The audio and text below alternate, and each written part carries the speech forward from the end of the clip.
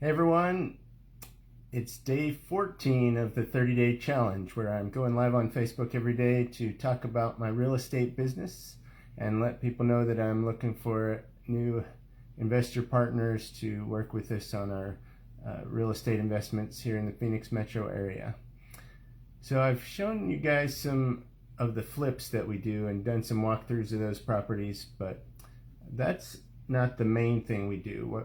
The main thing we do is we buy homes and then sell them with seller financing. And also we've got quite a few rental properties. So between the seller finance deals and the rentals, we've got about 80 properties that you could say, managing. With seller financing, there's not a whole lot of managing, but you still have to do with a few things like insurance claims. So I wanted to kind of just tell you a little bit about the controlled chaos of dealing with real estate investments on a day-to-day basis, because we had quite a few fun ones today. Now, I have a property manager on staff, so I don't deal directly with a lot of these things, but I still end up hearing about them. And so today, for example, we had an AC unit go out at a property. It went out last night and the AC guy was there fixing it this morning and everything's good. But just so happens that that's the same property where the tenants have been a real pain as far as not taking care of the pool properly. And the pool guy, who has been servicing that same house for 20 years, just quit. He's like, I can't handle it anymore. These tenants are making me crazy. The last thing they did was they put a big rock in the pool, like a big boulder that a normal person couldn't even lift. And it's down at the deep end in the bottom of the pool. And he's like, what am I supposed to do with that? So, fun times. Then today we had an appraisal at a property in Casa Grande that we're flipping. And unfortunately, it's an FHA appraisal. FHA is much more of a pain than a conventional appraisal. So some of the issues we ran into were the appraiser saw some water stains on the garage ceiling. So he's requiring a roof cert. And that's where you have a roofer say that they guarantee that the roof is in good shape and not going to leak. And that would be fine if we were the ones that put on the roof, but we were not. It was done just a year or two ago by the previous owner, but we don't have any info. I think the owner, who was a contractor, did it himself, so we don't have like a warranty or anything. So we're going to have to figure out how to get some other roofer to guarantee the roof, even though they weren't the ones that installed it. So that's going to be interesting.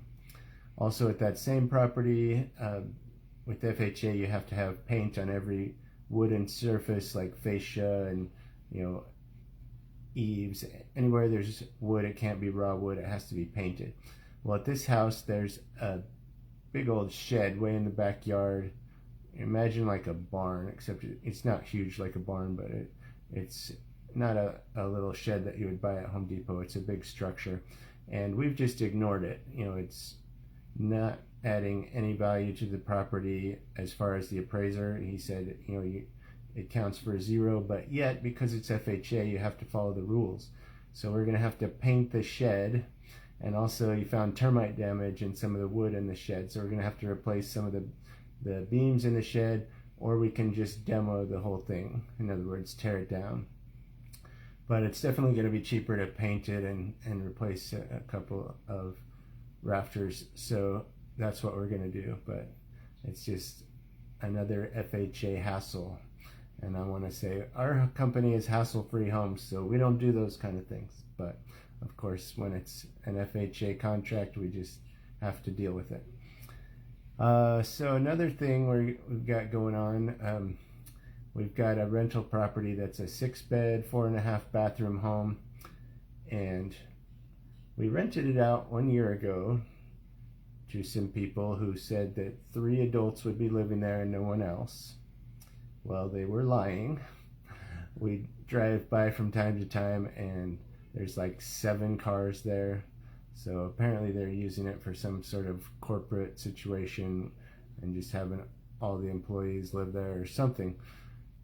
And that would not even be a huge deal, except they're just not taking care of the property at all. It's just like our plumber would go over there and report to us that they're taking showers without a shower curtain and just letting the water run into the bathroom like they're in a tile bathroom in South America. But here we have, drywall, not tile walls. So they're just destroying the property basically. So we did not renew them. Now they're trying to get us to extend for 1 extra month because they can't find anywhere else to live, and so we're kind of going back and forth on that, but hopefully they'll be out soon.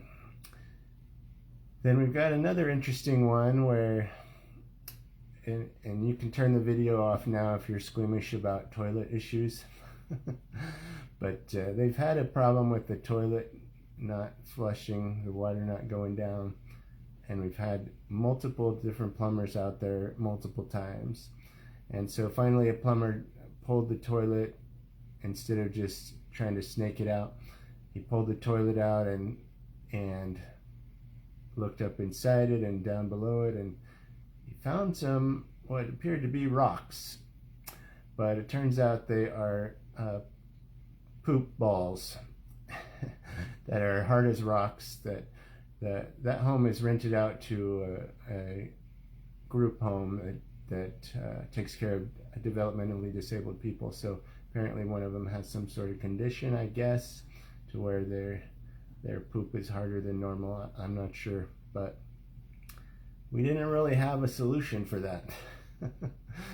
So our property managers just had to tell the group home manager that we don't know what to do about that, and maybe wait a while before flushing. So never seen that one before. Then also today we had an insurance claim. Not the insurance claim was a few months ago actually, but today we were dealing with it. It was a house that we sold with seller financing, so we're not the ones that are responsible for repairs and maintenance and that kind of thing, but the insurance policy is still in our name, so we step in and deal with the insurance claims. And there was a water backup that caused water damage in the house, and the mitigation company submitted a bill to the insurance company for around $10,000 to $12,000. I can't remember the exact number, but State Farm just like redlined it completely and said we're paying $1,800. And I thought, oh, that's going to be a fight.